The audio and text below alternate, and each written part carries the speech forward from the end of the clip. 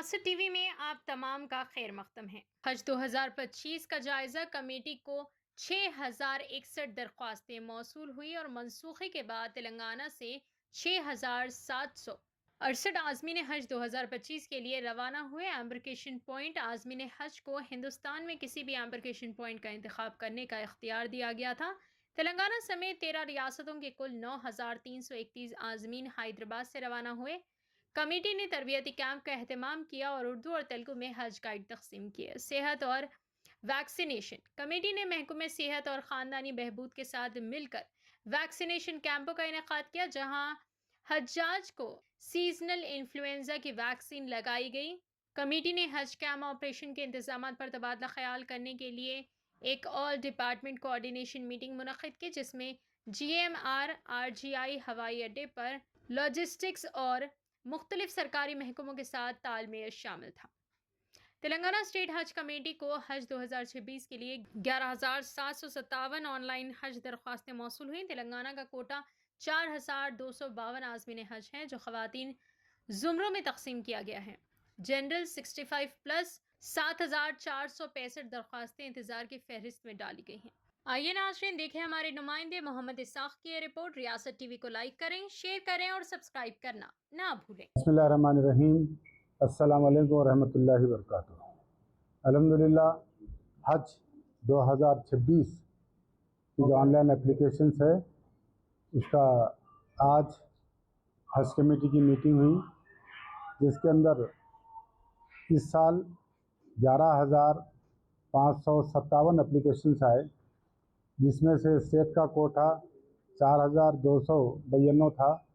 अल्हम्दुलिल्लाह 2850 करीब 2,500 लोगों क्लियर हुए हैं और हम उम्मीद करते हैं कि बकाया लोग भी, इस साल 2,500 एप्लीकेशन ज़्यादा आए थे, बकाया लोगों का भी जो है क्लियरेंस होगा। और एक ख़ास बात यह है, इसमें कहना यह है कि जो 2800 लोगों का नाम क्लियर हुआ है, इस महीने की 31 तारीख तक 2,77,300 रुपये बनना चाहिए। ये महीने की 31 तारीख लास्ट डेट है, जब तक 2,77,300 रुपये बनना होगा।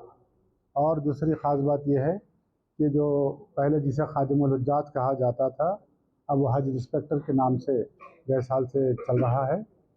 और इस साल फ्रेशर्स को भी मौका दिया गया है। जो भी गवर्नमेंट सर्वेंट जिनकी एज 50 साल से कम हो और ग्रेजुएट हो, वो लोग भी 3 नवंबर से पहले ऑनलाइन अपना एप्लीकेशन दाखिल कर सकते हैं। उसमें कैटेगरी वाइज रखा गया है। कुछ नए बच्चे अब तक जो उम्रा हज, इससे पहले शर्त रहती थी कम से कम एक मरतबा हज करें या एक मरतबा उम्रा करें, तो उसमें कैटेगरी वाइज सेंट्रल हज कमेटी ने फिक्स किया है।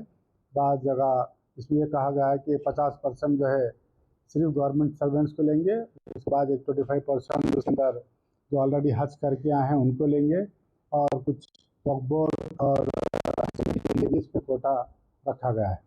और ख़ास तौर पर गवर्नमेंट एम्प्लॉइज़ को मैं ये ख्वाहिश करता हूँ कि नौजवानों से वो ऑनलाइन अपना एप्लीकेशन 3 नवंबर से पहले दाखिल कर दें। साथ ही साथ 2-4 सर्कुलर सेंट्रल हज कमेटी से आए हैं, जैसा कि हज ट्रेनर्स के ताल्लुक से भी कहा गया है। हज ट्रेनर की भी डेट जो है 3 नवंबर तक, 20 अक्टूबर तक जो है हज ट्रेनर्स की डेट है। वो लोग भी डालकर हज ट्रेनर बन सकते हैं। अल्लाह के जाने वाले आज़मीन की खिदमत कर सकते हैं, मेहमानों की खिदमत कर सकते हैं। जब यहाँ पर सिलेक्शन होगा तो उनको बॉम्बे ले आकर उनकी ट्रेनिंग देकर अज़ला में दूसरी जगह डिप्यूट किया जाएगा, ताकि वो हाजियों की खिदमत कर सके। और महरम कोटा जो है वो भी 500 अलॉट हुआ है। जो भी लोग डाले हैं वो अपने साथ जिसको भी ले जाना चाहते हैं वो भी अपना फॉर्म दाखिल कर सकते हैं। और ख़ास बात, सऊदी गवर्नमेंट अब की इस बात को काफ़ी इंसिस्ट की है कि कोविड का वैक्सीन लेके आना ज़रूरी होगा।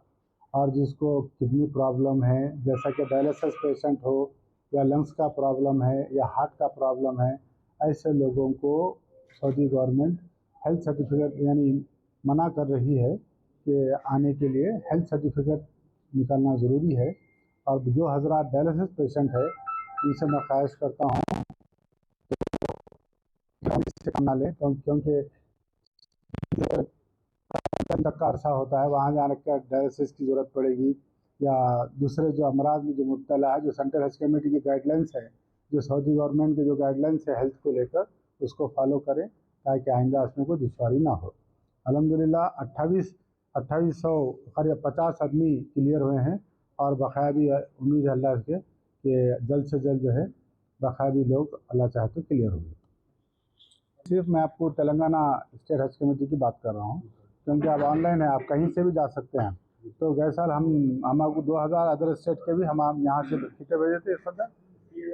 करीब 13 स्टेट के लोग यहाँ से गए हैं और अल्हम्दुलिल्लाह आज हमारे पास हज कमेटी के मेंबर सब मिलकर 2025 का जो हज हुआ है, आज़मीन की जो खिदमत किए हैं सेंट्रल हज कमेटी और सऊदी गवर्नमेंट और यहाँ के हमारे वक्फ बोर्ड के मेंबर्स, ये 32 फ्लाइटों को डे नाइट के लोग खिदमत करके भेजे हैं। ख़ास तौर पर जो हज इंस्पेक्टर्स गए हैं बहुत अच्छी खिदमत कर रहे हैं, सराहा है उनको और तहनीत भी पेश किए। ये साल बहुत अच्छा हुआ और आइंदा साल हम और अच्छा करने की कोशिश करेंगे। और हम रेवंत रेड्डी साहब से ख्वाहिश करे हैं कि आज या कल में उनको रिप्रेजेंटेशन दिया जाएगा कि हमारा हज कोटा अगर जो भी बच गए हैं बकाया लोगों के लिए भी मिनिस्टर ऑफ माइनॉरिटीज अफेयर्स को लिखे कि तेलंगाना के जितने भी आदमी हैं सबको करने का मौका दें। टाइम पर रेवंत रेड्डी साहब की नुमाइंदगी पर 300 पर एक हाजिमुल हुज्जाज हुआ करता था। हमने 100 पर एक कहा तो 150 पे एक किए हैं। उसके बाद यहाँ से चले जाते थे, वहाँ तेलंगाना के जाके वहाँ जाके इंडिया के हो जाते थे। तो सेंट्रल हज कमेटी ने हमें उनको सेलेक्ट करना और यहीं से हम जो डिस्ट्रिक्ट वालों के साथ हम भेज रहे हैं उनके साथ लेके गए, उनको हज करवाए, फिर वापस लाकर वो 150 आदमी को हमारे हवाले किए। तो उससे बहुत अच्छा रहा। उसमें शार्प हम ज़्यादातर पुलिस वाले और शार्प लोगों को चुने ताकि अच्छी तरीके से उनकी देखभाल हो, अच्छी तरीके से जाए और अच्छी तरीके से आए।